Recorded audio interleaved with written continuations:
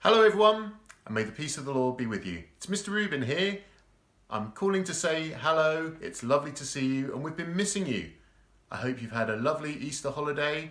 I hope you're well, I hope your family are all well, and we're looking forward to seeing you as soon as possible. I really hope that you enjoyed some of our Easter challenges, and also it's important that you know that our teachers will be calling you next week in order that they can see how you are, and they can make sure that you're doing okay with the purple mash work that we've been setting. Let us know. It's really important that we hear from you. And make sure that you have a nice chat with our teachers, because we've all been missing you. All our school community have been missing you, and we can't wait to see you soon.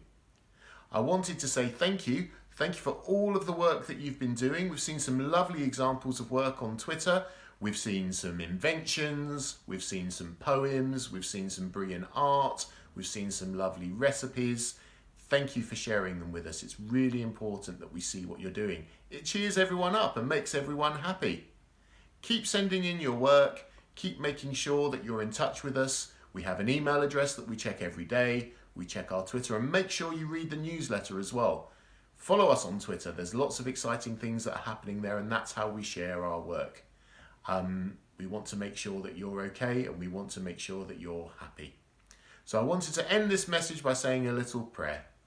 So, dear Lord, please make sure that we look after one another.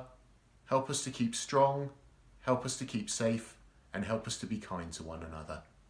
Amen. Lots of love, and we hope to see you soon. Bye.